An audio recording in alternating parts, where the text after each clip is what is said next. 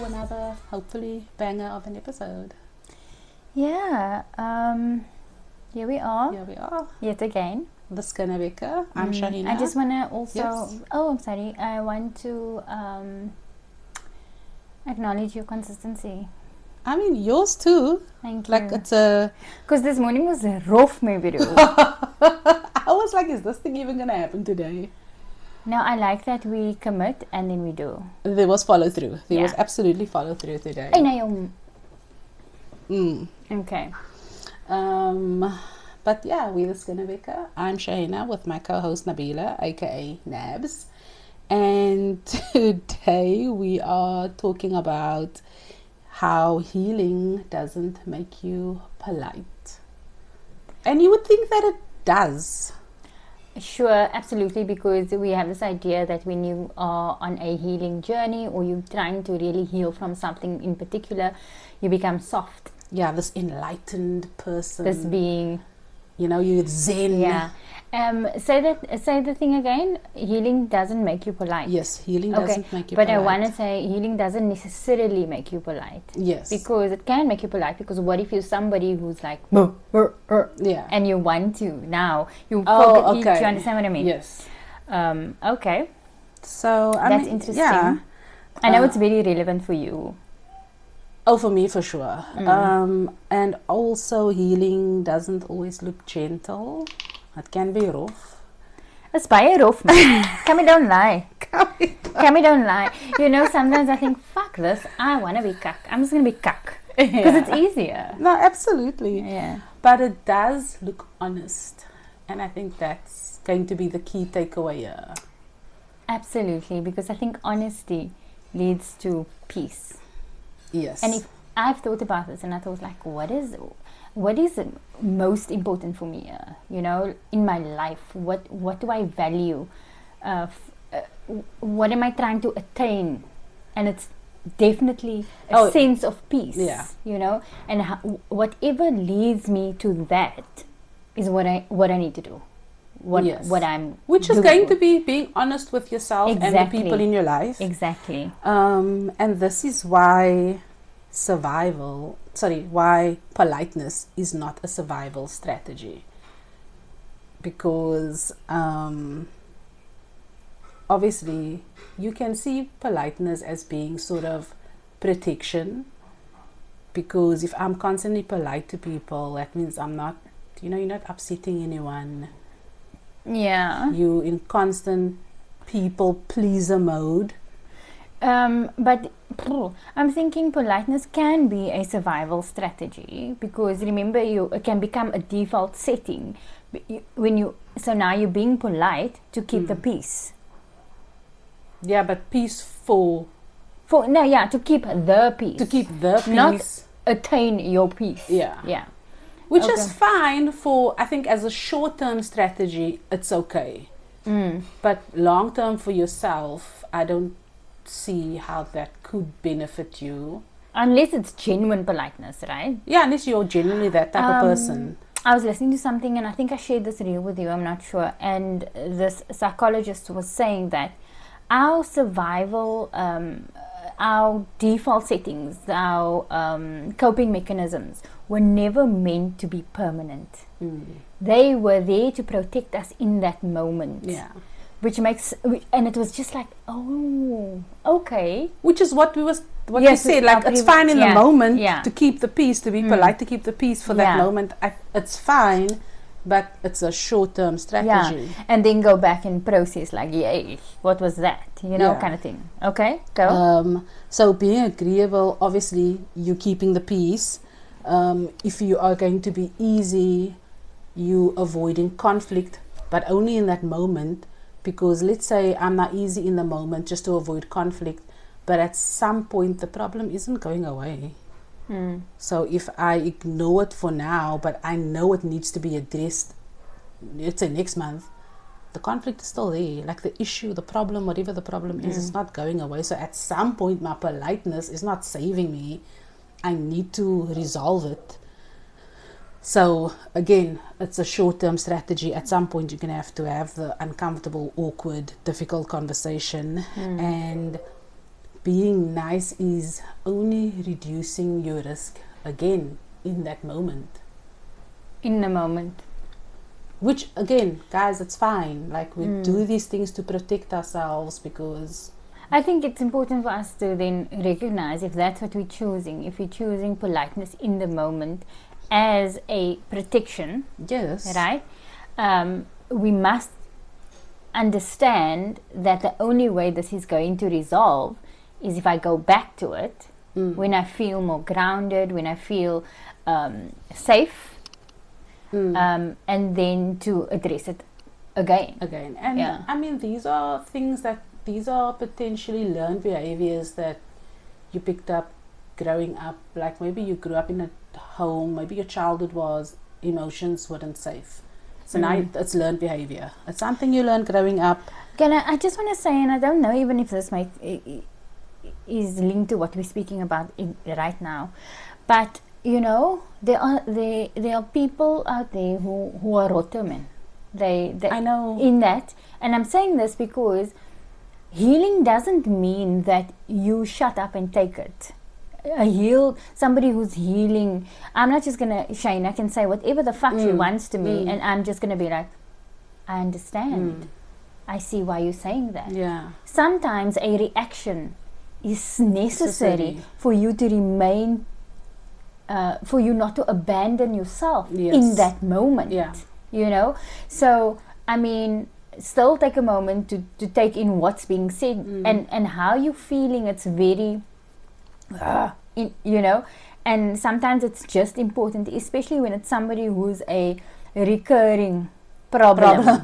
You know, a walking trigger.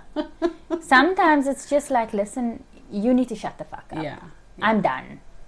You need to listen. Exactly. You know, type of thing. So healing isn't pretty. It's really not. It can be gnarly. And there's also other things to take into consideration. We've spoken about this so many times: cultural norms, gendered norms, societal expectations. Can I just say, if my boat is exposed, just let me know, because the last time it was a problem. No? Okay, guys. Blink twice if you see Nam's photo. I mean, this is pre-recorded. You can't blink. And then, obviously, environments where saying no has like some negative connotations. Or when no was met with... In a cultural environment. Or just like when no was met with... What the fuck's wrong with you? Yeah, what the fuck's wrong with you? Like a simple example is when my mother asks my kids to do something, or if they want to do something, maybe it's with her, or it's not a chore, it's just something, and then they say, no thank you mama, and then it's like, Yeah. do you know what I mean? So that is not, as the person who's saying no, how they responding, and that's generational. Yeah, because to them saying no is a perfectly normal boundary. It's no disrespect, but for that generation, jy kan nie nee sê. Hoe kan jy wel nee Wat sê? meen jy nee? I mean, I stopped telling my kids what to wear a long time ago because it was just, you know, and now they look like homeless kids most of the time. But I must let that go. It's something I struggle with. It's like I fucking struggle with it. But I can't tell you, if I say, why don't you wear this? And they'll say, no, I don't want to. Then I feel like, but dang it to the heart. That's on me. Yeah. You know? So, so we understand that, you know, you think you're being polite and you think you're being kind, but you're only really doing it to keep yourself safe. And you need to ask yourself, why you're choosing safety at the expense of your peace? Because so if you think about it, right? So I say yes to something that I don't want to do because I want to be polite. That's it, I'm very sorry. We gotta step into, we're choosing long-term peace over short-term safety and politeness. And then this also comes back to, now we're going to talk about this discomfort and how me and Navs are always saying, guys, I'm sorry, my back. It's fine. Sit in your discomfort, Owens, mense. It's really, also the more you practice sitting in your discomfort, it really does become easier. Give a real life example of sitting in discomfort. instead of scrambling and just doing things. So for me, an example of sitting in discomfort would be an uncomfortable conversation. Like, let's say something's bothering me. Let's say someone's has disrespected me, or they're disrespecting me on a constant basis, continuous basis, and I'm not saying anything, but they must not know. You're wearing earrings? Oh, yes. But they don't know, so obviously I can't get quiet because they don't know, right? But how do you not know? I know. I'm just giving an example, because this is habits that I've had in the past, but now I don't allow this to happen anymore. So old me would have just held my back and be like, yo, I can't believe they... But I can't get quiet, technically, because I never voiced... allowed it. I've allowed it, I never voiced it. So, but I know it's going to be an uncomfortable conversation for me. So now I need to have the conversation, and I don't know how that conversation is going to go, and it might be awkward AF afterwards, and I need to sit in that discomfort afterwards, that whatever is going to happen, I'm going to share my feelings, and they're going to react how they're going to react, and it's going to be uncomfortable afterwards, and I need to sit there and deal with the fallout of whatever that's going to be. Look, you know that saying, speak your truth even if your voice shakes. And the reality is that when you speak your truth, it's not easy. It's not easy, and it's something that as you do it more often, as you practice, it does become easier. It really does. And what motivates you to keep doing it is the result of it. Being able to say when you're not okay, when somebody disrespects you or whatever, it's such a sense of, yo, I stood up for myself. Or maybe you don't even notice the disrespect. Like, you're so used to people pleasing that you don't even clock disrespect when it happens. So when you start stepping into your power, you start clocking that disrespect soon, and be like, oh no, hold up. But I know I have firmer boundaries. I don't actually tolerate that level of disrespect anymore. Do you know, with an ex-colleague, for me, there were instances where I was like, are you just to speak to me like that? Are you fucking mad? You know? And I think the way I handled that, I was rude. I was rude. Yes. I was borderline fucking rude, but it was matching the level of, but it's not, for me it was going against, like, oh, I don't really want to say that, but fuck you, because it made me really angry. And also you feel your irritation instead of swallowing it, and so instead of that person thinking they can speak to you however, so instead of just feeling the irritation and swallowing it, it's like, no, I'ma match you. Can we see what happens? Can we see? Can I give you what you're giving me? What you're dishing out. And most of the time, when you do that, the person who's guilty of that behavior is like, oh my God, like how... Not realizing that they're doing the same thing. It's actually yeah. so amazing to me that people are out here behaving like that, and the minute you hold up a mirror to them, shocked that they are not seeing themselves reflected back. It's quite insane, actually. It's fascinating. It's fascinating and disgusting. That's because there's no self-awareness. Yes. And dangerous. The minute you so that was you basically. You stopped cushioning the truth, his truth, to protect his comfort. You were like, I'm not gonna make you feel comfortable, because you could have tried to soften the blow, but you didn't. You're like, no, I'm gonna show you what you're dishing out. And then fuck it, man. I mean, his flab is being gasted. I don't know. And then obviously by you behaving the same way that person behaved, now it's like, it looks like you becoming rude, you cold, you difficult. And then suddenly there'll be talks that, did you see, why is Nab so rude? What's wrong with her? It's crazy. And that is a lot of discomfort that you need to sit in. But then it's weird that they never get called out as being the rude, difficult. The one who started the whole process. That they never get called out. It's just your reaction to their initial behavior is the one that gets called out as rude, cold, difficult. Very interesting. But at the end of the day, what's really happening is your tolerance for self-betrayal is dropping. Yo, fuck, I love that. I love that so much because I suffer from self-betrayal, right? Yeah. Or I felt like maybe in the last 2 years I've really, every time I felt that I was doing that, I jolted. Yeah. Because I was like, why are you doing this? What are you mal? You know? But it was something that I was doing for such a long time that it just felt normal, like this is what you do. And it's actually not. Because every time there was a big self-betrayal, I ended up, I was not okay. Yeah. And had I listened, it's as simple as looking for the red flags there instead of getting to this point and being like, whoa, you know? So, say that again.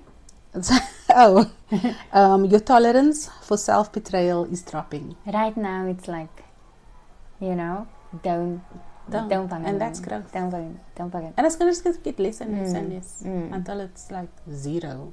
I am no longer. Yeah, I have no. And it's been kak, no? It's been kak where you're no longer just comfortable with doing things or saying things or being in situations that are actually not serving you. Yeah, we're not. But then there's like the emotional attachment to the situation or whatever it is, and like, yeah, but if I just this and then you know, because I really smack him. Yeah, but also but I really like this. We're not betraying ourselves. I like to do this. We're not abandoning ourselves. We're done with Ek is te oud vir daai kak. Oh my god. Oud en moeg. Oud en moeg. Ja, but every time I think, nee man, maar niet te. So you're saying that our tolerance for self-betrayal is now at zero. It's at zero. This is what I'm hoping for. I love that for us. And I think if it goes up a little, it's fine. We just need to then check ourselves and readjust accordingly. And I think that's the thing, right? And I think we said it maybe in, I don't know which episode, where you will revert sometimes, man, to old kak behavior. But you'll find yourself, you'll catch yourself now. And then you'll be like, nah, I don't want to do this. And that's why you have self-check-ins. That's why you check in with yourself. If you see me on Monday and I still have this lipstick on, it's because Shayna gave me this. It's like it's a 16-hour matte. You actually have to wash it off with hot water and soap. So politeness versus integrity. Because politeness will tell you, keep things smooth. And integrity will tell you to keep things true. You see? This goes all ties back to honesty and healing. Once you start healing, the shift will go from over-explaining, which I think we did touch in last week's episode, that whole over-explaining thing. I mean, I think you will see in this season there is a thread throughout all our episodes. Intentional. It's very intentional. There's like a current recurring thread throughout all our episodes. So you'll go from, instead of over-explaining. That's why I have to listen to all the episodes for everything like to come together. And then at the end of it, you will be like an entirely new person. I'm talking I don't know. You know. So instead of over-explaining, you just stating. You're stating your facts, your feelings, and that's really it. It's as easy as it is what it is. This is how I'm feeling, you know. Instead of softening or softening your boundaries, you're clarifying them. And that's and there's a difference between softening the blow, which you can absolutely do. Yeah. You know, because it depends on how you're saying things, you know. But softening boundaries is very different, where, you know, Awalma. As opposed to clarifying your boundary, as opposed to saying, this is actually my boundary, I'm reminding you, this is my boundary, you will not overstep it. I've drawn a line in the sand. And instead of appeasing people, you're always choosing yourself. And we're not saying these things are easy, it's not happening overnight, it's like really, it's every day. Yeah. It's an everyday thing. Mm. And like Nab said, you're going to slip and slide back. And if you were somebody who never chose you never choose yourself. You're like, no, I'm gonna. If you were broke back, You were broke back on a holiday. you were broke back, and you're always the one everybody can rely on, and you pride yourself on this. Actually, it's an amazing thing, you know. But when you start prioritizing yourself and say, actually, you know, I won't be able to do that because at that time I'm going to gym. Yeah. That is putting yourself first. You can still help. You can still do all those things, but ensuring that it doesn't take away from you. Yes, yeah. And it's important to remember that integrity doesn't shout. Nothing about you needs to shout. You don't need to proclaim to the world, this is who I am now. Like, you just have to... It will show in your actions, how you just conduct quietly yourself. Be yourself. You don't negotiate with your boundaries. I remember, like, when I think it was the last episode also where I told you that I used to be very loud and angry, and I felt that I needed to show that you don't fuck with me, you know, and the louder I was, the ruder I was, that showed that I'm strong. Yeah. When in actual fact it was a weakness. It was such a weakness of mine to feel that I needed to overpower the situation in order to be heard. Yeah. But when you have integrity and you do things with integrity, it is it's a very quiet confidence. And I think strength can be quiet. You don't, doesn't have to be the loudest person in the room. If you think about it, like when somebody speaks to me, when I think about when somebody speaks to me very sternly and quietly, I'm bang me, bro. Yeah. Also, have you ever noticed, like, when someone speaks quietly and calmly and with confidence, you tend to lean in. Yeah, and you're listening intently. You just tend to lean. It's just something about the way that person speaks. It draws you in, and you just tend to lean in, and you want to listen. Yeah. So, but it's also important to remember that not everyone is gonna like the sealed version. I know about that. You're gonna lose some people along the way. Yeah. But I feel, you know, especially those people that benefited from the unhealed, non-boundaried version. Because this new version of you does not serve them anymore. So now they're going to be like, oh, and I mean, even though there are people in your life maybe who benefit from you, their relationship with you serves them in some way.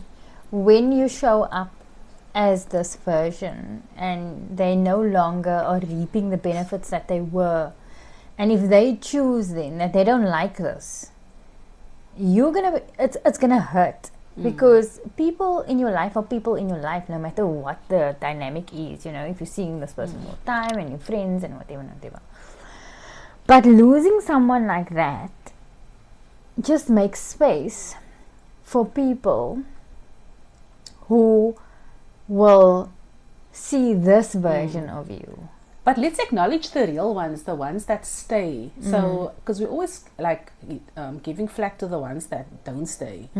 But like, let's say the ones that do stay, that sees this healed, boundaried version of you, and they're like, nah, good for you. And they still show up for you. And they love the fact that you are choosing yourself. Like, you are totally that person for me, right? Because you will say, yo, but Nabs, a few years ago you would have this, and then I'm like, yo, you know, it's really amazing when you have people who walk a journey with you. I also have a group of friends who I've known since I'm like fucking 12 years old, right? And what's wonderful about us is that we've seen each other grow physically, emotionally, psychologically, and sometimes they see me behave. Just this one particular friend, and she'll say, oh, she's gonna get quiet now, or and then she's surprised that I'm not. That I respond in a different way. It's less now because she's so used to me now. But I remember there was a time when she would sort of expect a certain reaction from me, and then she, not necessarily, it wasn't at her or a situation, she'd expect me to respond or react in a certain way, and I wouldn't, and she's like, look at you, you know? Love that for you. Yeah, it's amazing. And then also when we show up as these newer versions of ourselves, there is guilt that comes with this growth, because maybe you feel like you're losing this old version of yourself, and you've now let go of people pleasing, and you thinking, oh my God, I've changed so much. I'm no longer this nice person I used to be, or I don't recognize myself. Which I mean, it's valid concerns to have, that you feel like you don't recognize yourself, but like it wasn't a version of you that was good for you or serving you. So it's hard to let go of these versions of yourself, but you also have to acknowledge, was that version good for you? I'm trying to think of an example of an instance in my life where I felt, nah man, I must stop this cuck. Yeah. This cuck is bad for me. But sometimes the stuff that's bad for you is liquor, man. You know? It's so liquor to do that. It's like, wow. And you were catching on the yellow cuck. I was catching on the yellow cuck. And then I realized, nah, but this is not good for me. And that's when I felt like, yo, but then it means that, will I be less fun? Will I be less this? Will I be less that? And whatever. So reconciling with losing a version of yourself, or something about you that you felt made you liquor. Yeah. Or unique. Or just something. Yeah. You know, it added a little je ne sais quoi. Something. So I get that. But yeah. And like, what if it was like something you built your whole identity around, and now you have to let go of that? Ew, it's like, man. And now you have to create a new identity. Like what? Like from the ground up. Like something, like what? Like, what if I'm not funny anymore? Because I think I'm cuck funny now. Nah, okay. I don't think. Nah, but that, I don't know. It's more like a. I think if you were funny, you'll always be funny. But what if I something about me, no? I needed to work on, and in doing so, it resulted in me not being funny, or something like that. And I'll be like, yo, hashtag stay toxic. Stay toxic. but don't. But you know? Yeah. Yeah. I think it's, but I mean, you can decide what parts, try to keep the parts of you that you do like, though. But yeah. No, I mean, maybe then, because it's some personality traits, it's always going to be your personality, you know. So when you think about, oh fuck, if I work on this thing, then this is going to happen, and then what if I'm not like this anymore, and I really like that about myself, then think about, is it my personality? Because my personality won't change, you know, if I stop some kind of behavior or whatever. Yo, okay. That's getting too deep. And then how do you become kind? Because now we're losing the politeness, but we still want to be kind people, but without being too compliant. Because like healing doesn't mean that I'm not going to be polite anymore, but we don't want to be monsters, right? So we have to remain kind, but still be firm. Be respectful, but stay boundaried. And be loving, but we shouldn't overextend ourselves. Look, I don't know how to do all of these things. Like, there's nuances. You know what your relationship dynamics look like. We don't have all the answers. You have to know what these things look like without you abandoning yourself. Because it sounds like a lot, maybe. It's a lot. That's what I'm saying. It sounds like a lot of math that I must do in my head and so whatever. that's what I'm saying. But maybe it is as simple as, do I feel comfortable?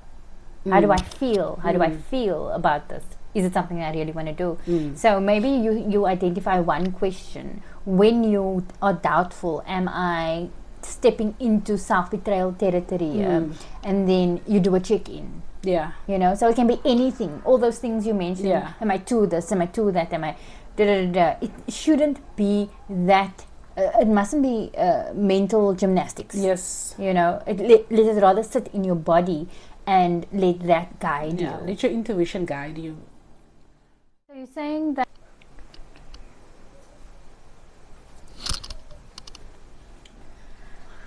Um, So I wanted to actually say when we ended off, I wanted to say, no, stop. oh, We didn't end off. oh, sorry. Okay, let me just add. I'd wanted to add. Wait. I wanted to add that, and I feel like we've also said this before. Again, in your quest to be healed and kind and boundaried, again, we are not responsible for managing other people's reactions to your honesty or our honesty, because you're just showing up as yourself. Yeah, but I do feel it's very important to mentally and emotionally prepare yourself for the possible outcome of being honest Yeah, with somebody close to you. yeah, Because remember the initial conversation, Shaina, I don't like when you do that. It's going to be hard for you yes, as well as me, yeah, you know. So it's going to be, and that's the discomfort we speak of. So although I'm not responsible for your reaction or emotions around what I'm saying to you, I must stand in my truth, and I must say, yeah. you know,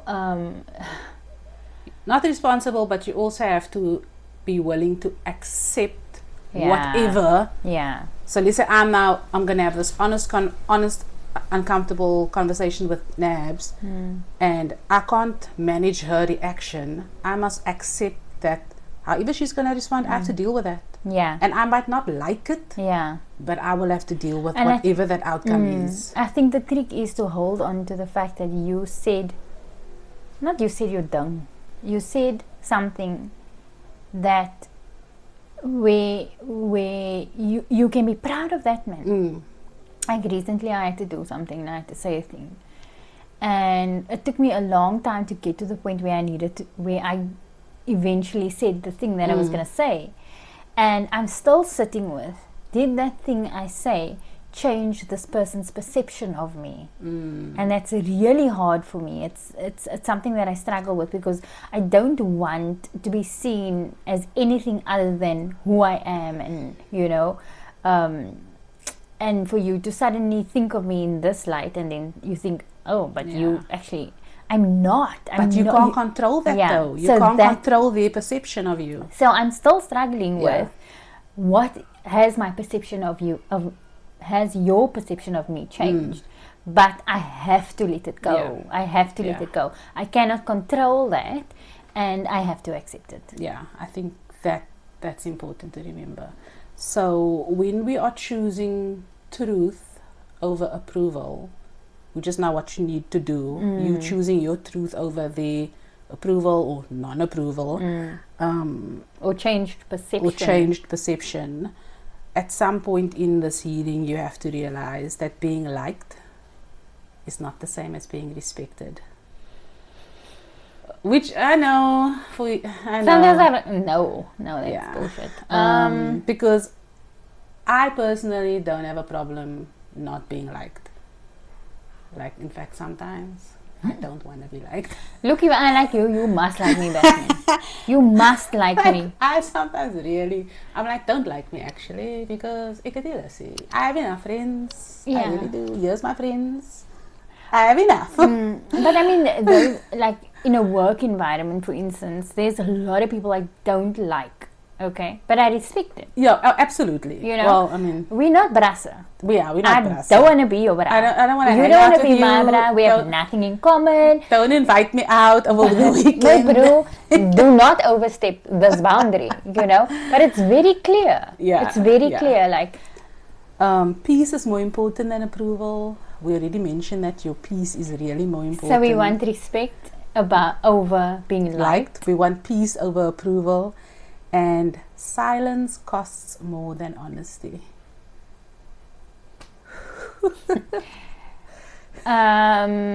But sometimes silence is better. Sometimes silence is better. Especially when you're dealing with somebody who will not hear you. Also, who chooses to misunderstand you. Who is unable, does not possess the ability to meet you where you are. Hear. Yeah. To hear. What's the difference between hearing and listening? Are you listening to me? I'm hearing you.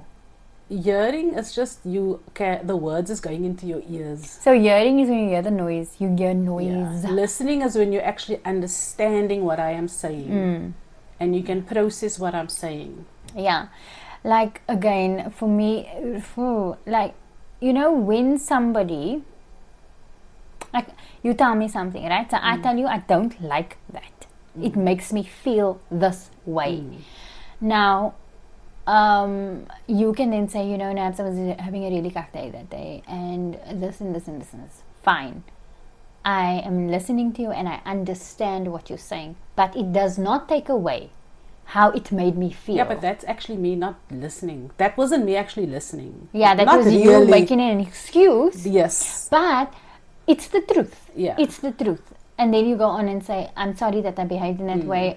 It was really not you and whatever. Okay, now we liquor. Okay. But do not, as you, the person who hurt me, do not dismiss the way it made me feel. If I wasn't listening, I would have said, but you didn't understand I was having a cat day. That That would have been me just hearing and not taking your feelings into consideration at all. I was just having a cat day, man. Get over it. Yeah, what's wrong with you, Imal? Yeah. You know? We all have cat days. Get over it. And then you mood me and then, and then what? HR. Because I can actually hurt myself. And then HR. So we need to start choosing alignment over likability. Are we aligned with ourselves? Because I think I'm aligned with, I like to believe I am. On most days I am. I also think most days we are. Some days we get it wrong, for sure. My misalignment comes in when I am seeking, not when I'm seeking, when I let's to catch on kak, man. Oh, we like to catch on kak. Can we self-sabotage but you a know little what? bit? Now, I feel like when it comes to self-sabotage, we're very self-aware, because I know there are days when I come to you and I'm like, Nabs, I'm self-sabotaging. Like I can remember those days clearly. I'm like, Nabs, oh my god, I'm self-sabotaging. I'm on a ledge. Talk me off this ledge. I will literally say to myself, oh, you smack to be a bit toxic. You know? And I know, and the other day when this girl was on leave for kak long. Yeah. Anyway, you were on leave, I'm like, yo, my bro, I am gonna catch some kak now. And I'm thinking to myself, yay, and I'm looking over to her desk and she's not there. Like, fuck. And then I sat with it, man. I sat with that urge. And it was hard. It was physically hard for me. Yeah. But wait, I must move my nose ring. I didn't do the thing. Yeah. I didn't do the thing. And I was laying in bed that night. I was like, yo, alhamdulillah. Because I could have found myself in a very different state had if I you caught on dial that at the thing. If I dial at, yo, my bro. Sometimes don't be a dalarut. Yeah. Do not. There's a time and a place to be a dalarut. Yeah. Self-trust over validation. Self-trust over external validation. Yeah. Over external validation. So trust myself rather than do a thing to get the validation from other people. Yeah, like know that. Know thyself. You know thyself. I don't know what the rest of it is. Yeah. Because I think a lot of people are looking for validation from other people instead of just looking inward. I think that's a common thing, actually. No, absolutely, especially with social media. Because validation can be like instant. Validate me. I get that.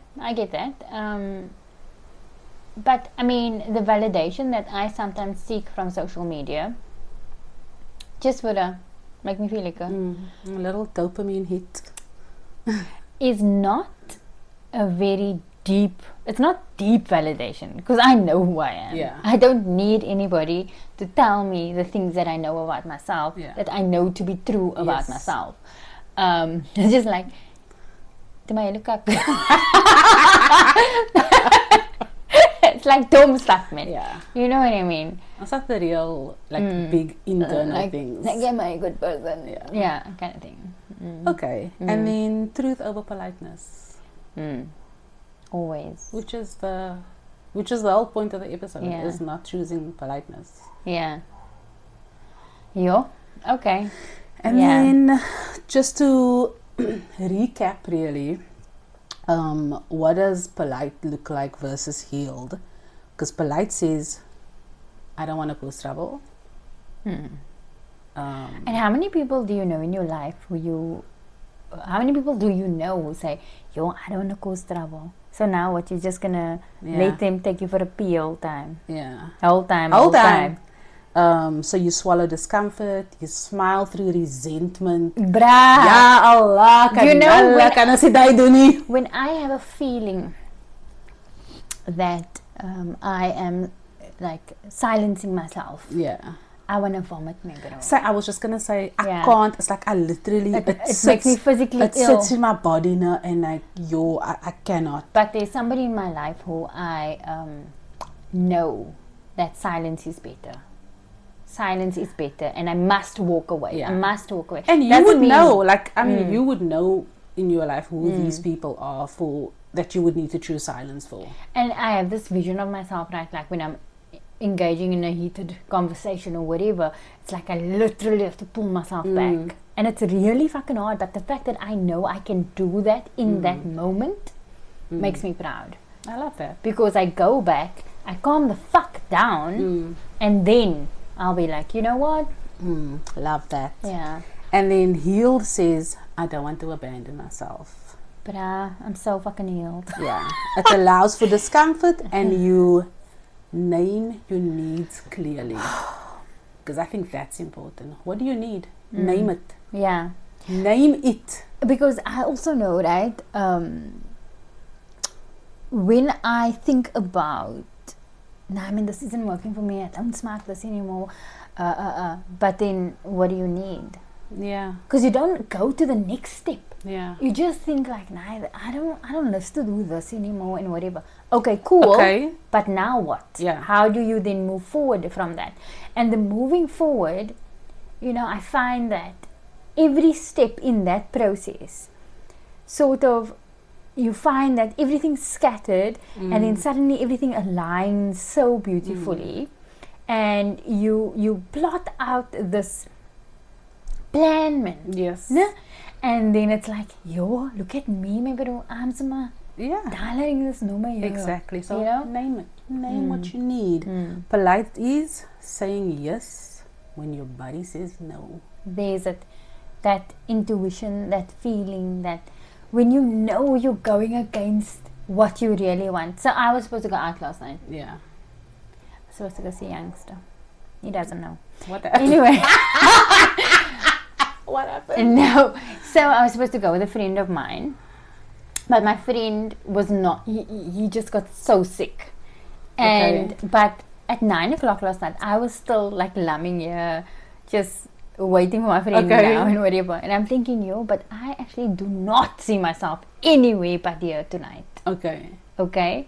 So your body was saying no. My body was saying, halt, immediate knee, no, you know. So, and maybe like a couple of years ago, I'd be like, no, I must go, and you know, but there was none of that. Oh my God. And I felt like, liquor. Nice. You know, like really nice. Yeah, I've also, I don't do things that I want to do anymore. Yeah, and I never put myself in a situation where I feel like I'm not sure if I'm wanted here. I don't feel not comfortable, but welcome. Yeah. And we already know what healed looks like. No is a full sentence. Ek gaan nie eens meer die explain nie. Y'all are probably being part of this masterclass for how many episodes now? Like I don't even know anymore. I feel like y'all know a lot of these things already. I'm not even gonna recap some of the stuff anymore. But the recap is lekker, man. I know the recap is so good. What else is that? One seeks safety externally, politeness, and the other one builds it internally, healed. That is the way, So the self-trust versus the external validation. Healing, out one last thing, and then we can really wrap up. Healing, it may make you less agreeable, less available, and less explainable, and that is perfectly fucking fine. And less liked. That's fine. You can come sit here with us and talk. Yeah. But I love that. It's beautiful. And again, the people who stay, they will stay. They will stay. And the They are ones your who mentor. go, let them go. Tafadhal. Yeah, it's alright. Mm. Some people are just here for a season, some people are just here for a lesson, and that's really perfectly okay. Okay, lekker man. Yeah, that was, I feel like I learned something. Some things were just reiterated, and I Yeah. think that's it. Until the next one, like, rate, I didn't even know all the things, follow, subscribe, share. All the things and all the buttons and email us that you can do. Oh, I want to know, who is he on Spotify? Because you said, yo, you Because I'm going to come visit you by yours. left us a little message. Mashallah, mashallah. Yeah, we thanks love for that. to see Thank you it. so much for the interaction. We really love it. The Always skinnerbeckerpodcast@gmail.com. Send us an email, man. When else did you check that box? You see this girl, no? Just saying. But at least I responded to Z on Spotify. Okay, well You done. see? Okay, let's wrap up. Thank you so much. I think there's maybe 7 now. Yeah, there's definitely 7 of you. We're bumping those numbers up. Okay, amazing. Bye. Okay, bye. I want